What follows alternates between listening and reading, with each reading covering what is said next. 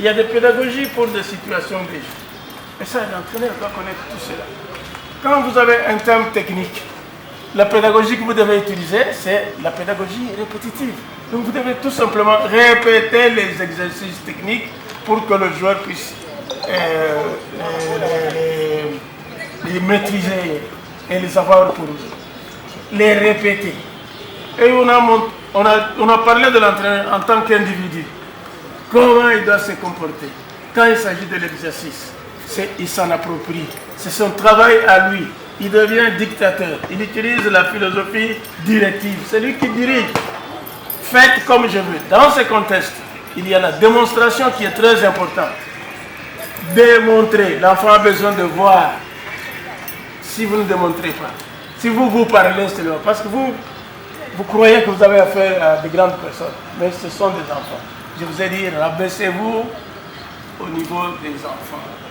Se rabaisser au niveau des enfants, c'est connaître l'enfant et savoir quelle est sa motivation. Qu'est-ce que l'enfant cherche? Il a besoin du plaisir. Donc faites beaucoup de jeux amusants et alternez ces jeux avec des exercices. C'est fini, c'est ça votre travail. Il n'y a pas autre chose. Vous êtes chez les 6-12 ans. Jeu, exercice. Jeu, exercice. Ou jeu de veille. Jeu d'entraînement. Tout ce que vous voulez. Mais pour que l'enfant puisse s'approprier l'entraînement et maîtriser les gestes techniques dont il est fait. Et le dernier élément, c'est l'approche pédagogique. On a dit que l'on commence du simple au complexe. La plupart, vous avez des thèmes qui sont composés. Conduite et passe, ou conduite et tir. Ça fait deux thèmes différents. Comment est-ce que vous n'arrivez pas à comprendre ça? Dribble et centre, ça fait deux thèmes différents. D'abord, apprenez à l'enfant à dribbler, et puis ensuite, apprenez à l'enfant à centrer, et puis maintenant, vous allez additionner et le dribble et le centre. Vous le mettez ensemble. Mais vous commencez directement, centre, dribble, centre, et reprise de volée. Comment est-ce que l'enfant peut maîtriser ce genre de choses? C'est un enfant, il n'a pas l'attention que toi tu as. Il a une attention très limitée. Quelques 10 secondes, c'est fini, l'enfant a la tête ailleurs. Il n'a plus la tête au travail. Et comme le coach qui a multiplié trois variantes ici. Je vous montre la première variante. Alors, je vous montre l'exercice. Voilà maintenant la première variante. Voilà la deuxième variante. Il est en train de dire ça sans faire les enfants. Alors, est-ce qu'il pense que l'enfant peut garder ça dans sa tête? L'enfant n'a pas gardé parce que lui, son attention est très limitée. Rappelez-vous, nous sommes chez les 6, 12. Attention très limitée. Donc, coupez votre entraînement en morceaux. C'est ça l'approche pédagogique. Coupez, disséquez. J'ai vu un autre thème. Dribble, crochet, centre.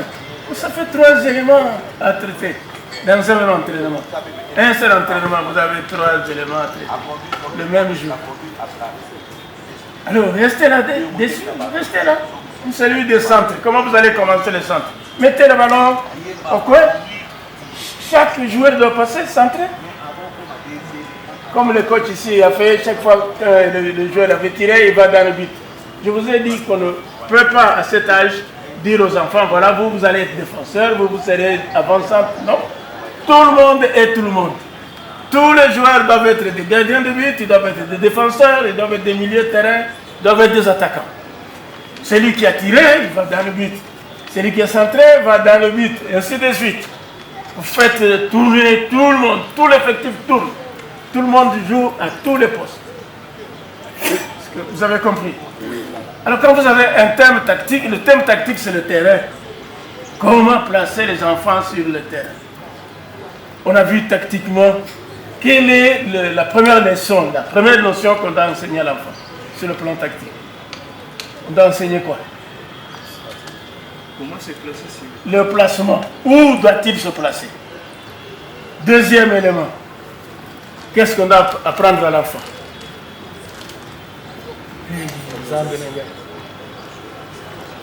À qui je donne? Pourquoi je donne? On appelle ça le choix. 4, 5 partenaires demandent le ballon. À qui, moi, je possède le ballon, à qui je donne? Je dois choisir. Faire le choix. Troisième élément. Qu'est-ce qu'on peut apprendre aux jeunes de 6-12 ans sur le plan tactique? Non. Sachez que l'enfant est égoïste. Alors, le jeu collectif, on a dit comment? Parce que je vous ai enseigné des choses. L'enfant doit interagir dans le groupe. Je joue pour toi et toi tu joues pour moi.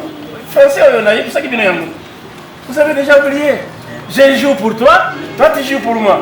Interagir dans le groupe. Voilà les trois éléments qu'il faut apprendre aux enfants quand vous travaillez tactique.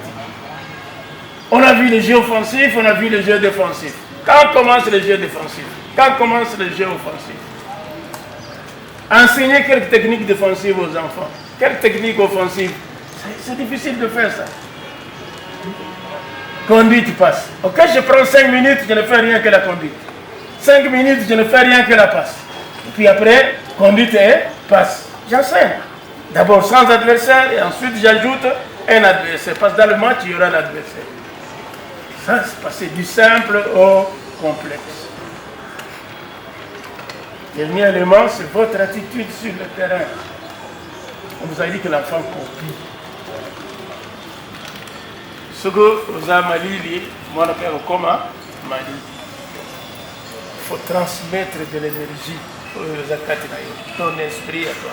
Transmets ça à l'enfant. Et pour ça, il faut que tu sois chaud. Il faut que tu aies de l'énergie, que tu la dégages dans ta parole, dans ta façon de diriger. Que l'on sente qu'il y a un homme sur le terrain. Vous avez compris?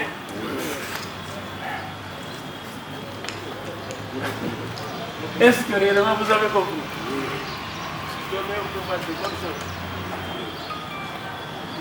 Pour la fiche, j'ai dit comme je n'ai pas enseigné les différents objectifs pour remplir sur la fiche, ne mettez pas les objectifs. Mettez seulement la méthode que vous utilisez. N'oubliez pas votre nom. C'est tout. Puis le reste, les objectifs, c'est seul dans le déroulement. Quand vous entrez dans le déroulement, là, vous mettez les objectifs. Par exemple, global 1. Pourquoi vous faites le global 1? Vous savez qu'il faut observer. Combien de temps je vais observer, puis le temps pour agir, afin de porter quelques modifications sur le terrain, etc. Bon, moi je pense que vous avez compris. Je laisse la parole à DTV. Bonjour. Sinon, nous sommes très ravis de voir que l'Angouema continue. Nous voulons un peu savoir quelle est la philosophie de cette routine. Donc, on voit qu'aujourd'hui, c'est le deuxième jour de pratique. Alors, ça veut dire quoi, tous ces Angouema? Ce qu'il faut retenir, c'est le fait que l'entraîneur doit passer tout son temps sur le terrain de football. C'est ça son bureau à lui. Donc le travail de l'entraîneur ressemble à celui d'un metteur en scène qui tout le temps il est avec ses acteurs, il leur montre les gestes utiles qu'il faut utiliser lors de la présentation. C'est pour cette raison que vous voyez ces entraîneurs sur le terrain avec les enfants, leur montrant comment ils peuvent taper dans le ballon, afin de les initier au football pour les emmener plus tard vers le football de haut niveau. Ok, merci. Sinon, la motivation est quoi par rapport à cette formation? Est-ce que prévoyez-vous avoir une génération qui peut très bien prendre la prise en charge des enfants aux jours à venir dans le football congolais? La motivation est grande du fait que nous voulons avoir une nouvelle génération d'entraîneurs, des entraîneurs qui eux-mêmes sont formés à la base, qui ont de grandes compétences techniques et qui sont des vrais pédagogues, capables de transformer les enfants, les amener au plus haut niveau. Et ça, c'est notre motivation. Et nous pensons que la jeunesse future aura un encadrement de qualité. Ok, merci beaucoup. Sinon, quel est votre dernier mot à ce qui concerne la formation actuelle? C'est appeler tous les entraîneurs qui sont à la maison, qui viennent se former. Car le football évolue, beaucoup de choses changent. Il faut que l'entraîneur aussi évolue ensemble avec le football. Qu'ils viennent faire la formation. Car l'année qui vient, personne ne peut s'occuper de l'encadrement des jeunes s'il n'a été formé. Voilà. Merci beaucoup, instructeur. Merci.